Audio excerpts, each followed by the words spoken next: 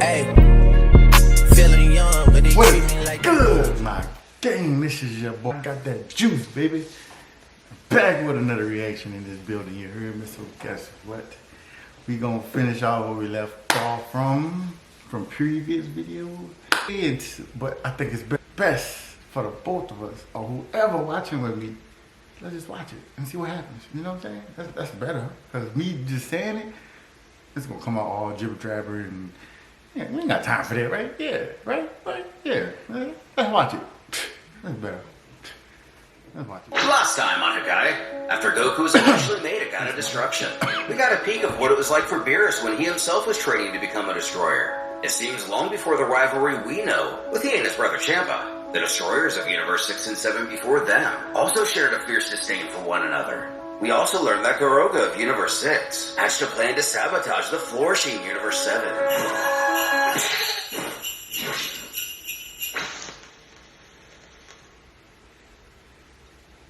In a cold, empty region of space, we find ourselves on Planet Hill.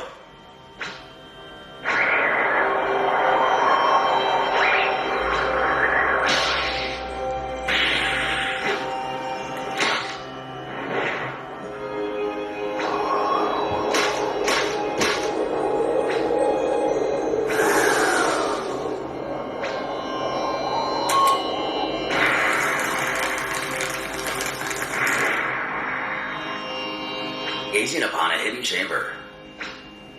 Freeza states that he hasn't been on this planet in quite some time now. It's almost nostalgic. Barry Blue remembers that day well. Frieza's father accompanied them that time. They had all come here to seize that one guy, seeming to be afraid to mention his name. The Emperor goes on to detail how his father specifically built this place to keep that pest contained. Stationed at this base, a small platoon of Freeza Force soldiers.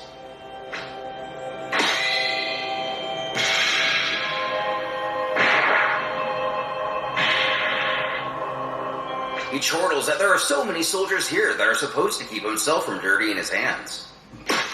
But if their prisoner were to break loose, every one of them would prove useless. Decades ago, the general of King Cold's army was the Great Cooler. Though this Cooler is unlike the one we know. He never fought Goku on Earth, and he never ventured to Namek to enslave its population. He's brand new to this story, much like Broly. He was extremely powerful, and had many achievements for Cold's army. However, his strength grew so much that the king himself was extremely worried about him, as his power had already far exceeded both his and Frieza's. One day, fearing he would usurp his throne, King Cold hatched a plan with Frieza to capture him. They managed to subdue him and his most trusted men and imprison them in this structure, which was designed specifically to be able to hold him.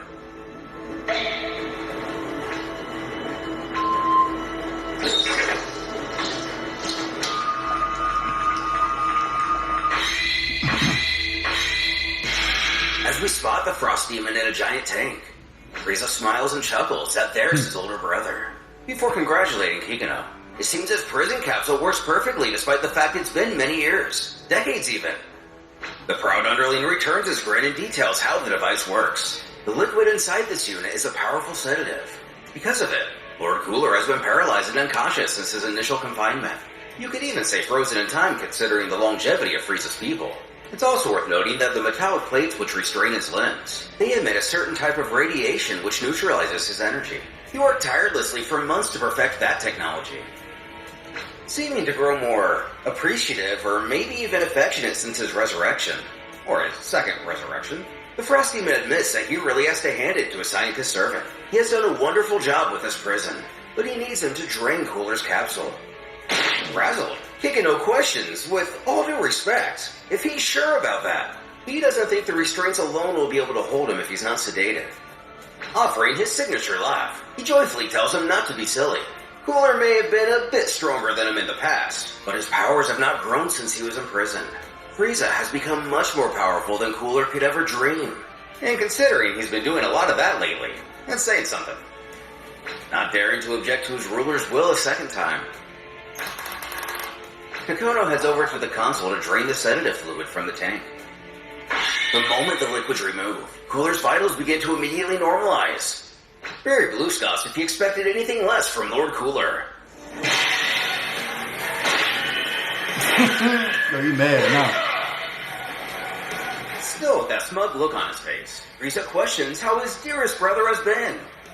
Furious, Cooler growls to know how this despicable cretin can stand in front of him so nonchalantly. And where is their father? Hasn't he the same audacity? Frieza's sorry to inform, but King Cold died many years ago now. But Cooler's only regret is not getting the pleasure of seeing his life fade with his own eyes. Still singing his own note, Freeza reveals that, believe it or not, it was in fact a Saiyan who killed him. Welders are in demand in the Houston area, so if you want to break into this There we go with them. good-paying field, No, listen no. up. The nation's top welding city now has the nation. Which the shock of almost calms his brother down for a second. A Saiyan? Surely he's kidding. There's no way one of those primates could have defeated their father. Causing his other to sigh at just how much has changed since he was first locked away here. As surprising as it may be, Saiyans are no longer the same frazzled beings they used to subjugate. And as hard as it may be to hear, the few remaining are even stronger than the two of them now. This is something that Cooler outright refuses to believe, calling it blasphemy. As the shackles begin to give way, the Emperor states that it's actually the reason he's here. As much as he hates to admit, his army, which once dominated all in its path, is no longer the unstoppable force it once was. It's necessary that Cooler joins them so they can form a new empire. This is the only way they will be able to defeat the Saiyans of Earth. But join him! He'll kill him! He'll kill his minions! And since he can't kill their father, as soon as he gets off this planet, he'll even kill those Saiyans which bested him! Just as a chaotic beeping begins to ring out.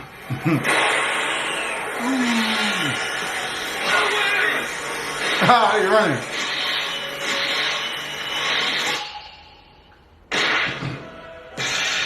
Cooler gets a taste firsthand at how much has changed during his stay here. Without flinching or even budging, Hello? his brother stops him mid-punch. The Emperor again chuckles and comments that he's glad to see that Cooler's power hasn't diminished at all. But as he said before, at this moment he can't even begin to recount the number of things that have occurred since his confinement.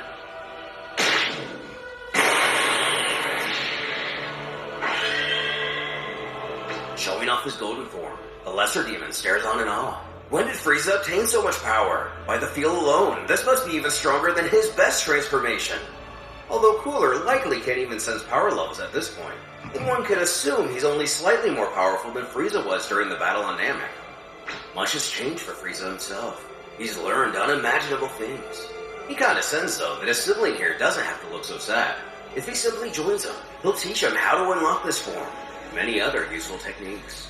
United, they could be an elite force capable of reclaiming the universe from not only the Saiyans, but the gods themselves. After that, the Freeza Force, commanded by Lord Cooler, will be sovereign again throughout the galaxies. Standing, Cooler agrees to this. For now, he will join him to help annihilate the Saiyans from Earth. But Freeza must release Cooler's special forces, who are also imprisoned here. A deal that is easily agreed upon. Shortly after, it appears Cooler's armored squadron was also being held here in its usual lineup. Staring around, he has to admit that this ship is far more advanced than anything he or his men have ever used. Who again offers praise to Kikino. It was all his doing after all. He doesn't seem to enjoy the extra attention. The Frost Demon then details how the ship is not only luxurious and sizable, but also contains several reinforced areas for them to train. Not to mention, they can now travel faster than ever before, which is perfect for where they're going. Still looking around, Cooler spots someone in particular who gets his attention. A particular who's just sitting around and doing nothing. He, not so kindly, questions what that creature is over there. Who chimes he must mean Lazier. He's a native to planet Yardrock. Though his brother cannot become it, he doesn't look very strong. Is this really what his elite forces have dwindled down to? But Frieza chortles, heavens no! Lazier is no soldier, though he should rest assured that he indeed hides some useful skills. Skills which they'll be needing in the near future.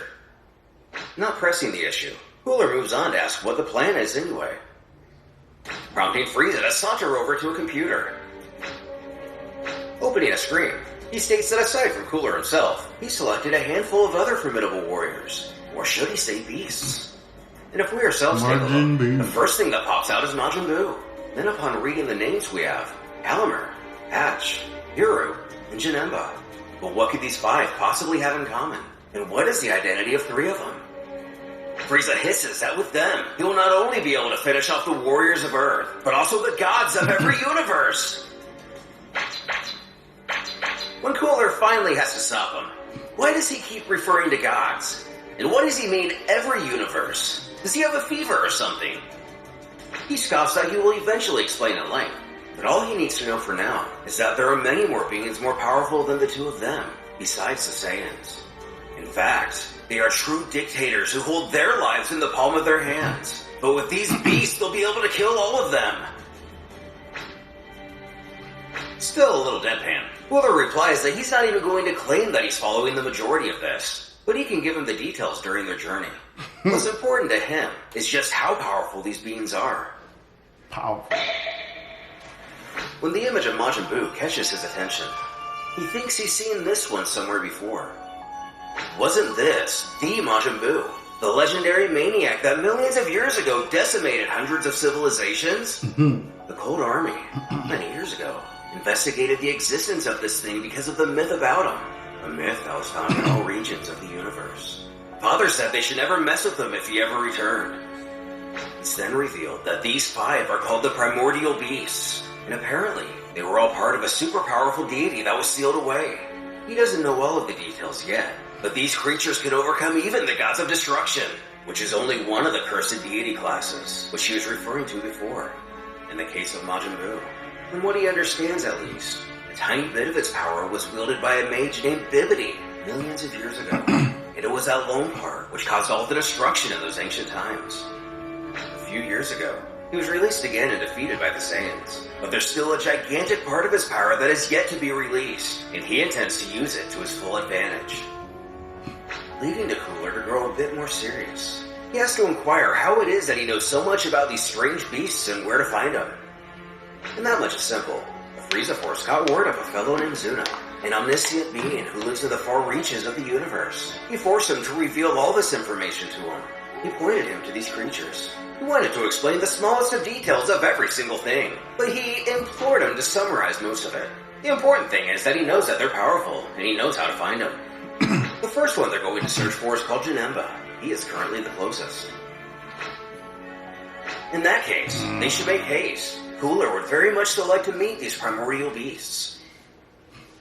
What did they mess y'all up in the process? You ever thought about that?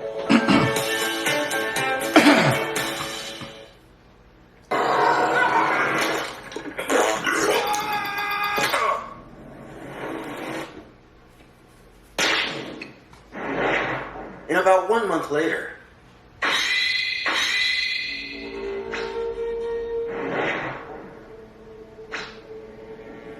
it would appear the space travelers have arrived to their targeted location in one of the reinforced areas. Frieza compliments his brother that it's been more or less a month since they started their training, but he's progressed spectacularly. He's achieved what would have taken himself 2 or 3 months. Who, while panting in exhaustion, boasts that of course he did. He is the great Cooler after all. Though he's all support on the outside, his positivity may only be the Frost Demon's newest way of merely getting what he wants. He thinks to himself that Cooler better not be thinking he won't be keeping an eye on his progress. If he believes his powers will be a threat at any time, he will not hesitate to kill him. Calling in on a monitor, Berry Blue alerts the pair that they've reached their destination. Making their way in, Cooler's confused. He wants to know why they stopped here of all places. His brother informs that this rift in space will take them to a parallel dimension. This place is called the Demon Realm, also known as the Makai World. Here they will find their new recruit. With the smallest amount of hesitation, as a rift in space which takes you to the Doom Universe would likely rattle most of us. Hikino tells Lenzir that even though the ship is extremely resistant, the energy emanating from that fissure is quite large, and if they get any closer, they'll be torn apart. They need him to teleport the ship past it. Spinning into action with Gusto. Cooler questions if it's even possible to teleport an entire ship across dimensions, which Barry Blue is happy to elaborate on. The Ardradian race is known for their many tricks and special techniques, among them is a form of teleportation.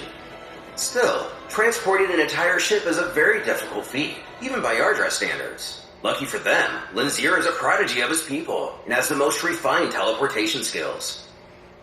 Now makes sense to Cooler why they bothered keeping him here. He's simply an insect with interesting tricks.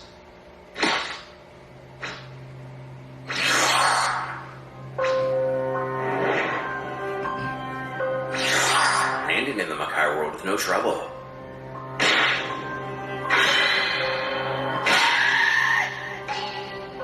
A horde of demons immediately attacks the ship. However, Hikino is able to deploy their shields just in time. The others are all within earshot that they can rest assured that their force field is more than enough to stop these creatures. They won't be able to damage the ship. When his commander details, per Zuno's instructions, Janemba is being held in a floating fortress not far from here. With this ship's speed, they should arrive in a few hours. From what Zuno informed him of, they'll meet resistance to get to him, so they all need to be prepared for a battle. As those hours came to pass, they found themselves at such a compound. Unfortunately, this capsule also has a pretty strong force field of its own. So again, they're going to need Linzier to get him through it.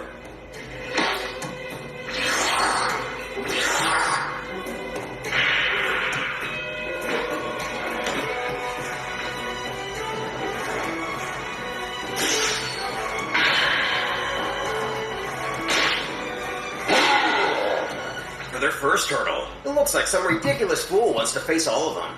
Freeza thinks this will be a good test for his brother soldier to prove if they're still worthy of the Freeza Force. One normally one to reply with a snarky quip. Cooler quickly calls for a squadron not to let him down. First assessing his foe's strength, Salza's scouter registers a reading of 250,000 units. While impressive, if they work together, they can beat him. He calls for battle tactic 16. Yes, Captain. Upon seeing the armored squadron, Freeza still remembers how this division even surpassed the Ginyu Force and was feared throughout the galaxy.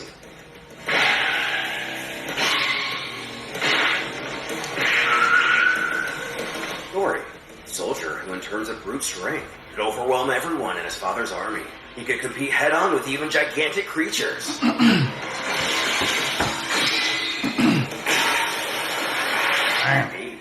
Those physical attributes aren't great. With the special abilities, he can paralyze even immensely powerful fighters.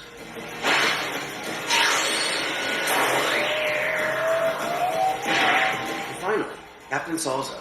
With his Keyblade, he can cut through mountains like paper. He was considered the most powerful soldier in their army while on active duty, considerably passing Captain Ginyu. Saving a sass for this moment, Cooler questions his little brother if he still doubts the competence of his soldiers. He was just as dry as Cooler himself was a moment ago. He only utters, "Not bad, but they should keep moving." On making their way inside, they're greeted by even more familiar faces, though it's unconfirmed if the events of the Dead Zone movie took place. From our right to left, we have Ginger, Nikki, and Sancho. Nikki is shocked to see that this group managed to take down that monster with ease. In so many years here, they have never found a more powerful beast than he. Ginger worries that they should alert the Master. They may be the Celestial Guardians, and they were ordered to report on any sign of outsiders. The Celestial Guardians being briefly touched on in Chapter 1 of the story. But Nikki scowls he not be an idiot. It's been several decades since they were confined to this place. If they want to prove their worth, they need to face some enemies on their own. Only then will the Master recognize their power. They will become true Guardians and leave their position of mere apprentices. But who is this Master they speak of?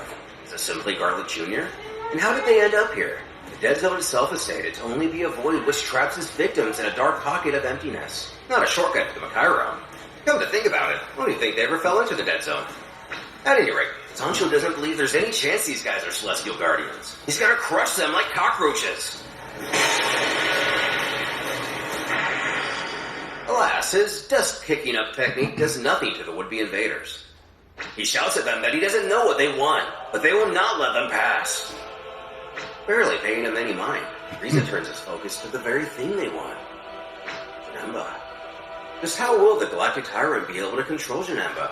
Does he plan on leaving him in that cocoon? Or will he simply overwhelm the creature with brute strength?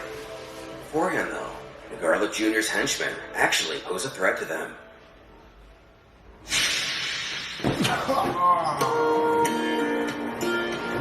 Come on, man. Well, another one in the books, guys. It's getting there. It's getting there. What kind of story plot we're going to get out of this? I want to see all the primordial beasts. I want to see that. I want to see what happens. What kind of plan Freeza got? I gotta talk too much. Might get to the next video. Bitches nosy. Said he put some money on my head, I guess we gon' see. I won't put no money on this shit, my niggas owe me.